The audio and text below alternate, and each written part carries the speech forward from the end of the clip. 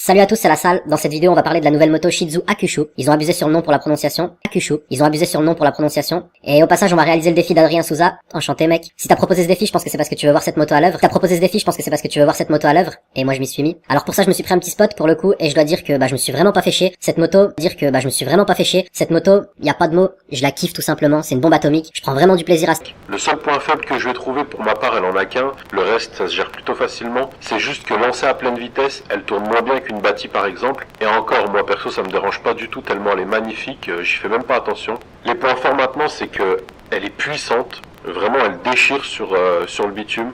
Son bruit de moteur quand vous faites une roue arrière, il est juste magnifique. Elle nous montre qu'elle a envie que d'une chose, c'est de décoller. Elle peut paraître lourde quand on la voit comme ça, à cause de sa taille et de son épaisseur assez importante. Mais croyez-moi, quand vous l'avez entre les mains et que vous stuntez, vous oubliez tout de suite qu'elle est grosse. Elle a une de ses légèretés, c'est que du bonheur. La roue avant ne se lève pas de façon régulière sur cette moto. Le changement de vitesse, ça joue énormément sur la manière de lever sa roue avant. Donc pour ça, il vous faudra juste apprendre à lever votre moto au bon moment, en tenant compte de la vitesse à laquelle vous allez, et si vous avez encore un rapport à passer.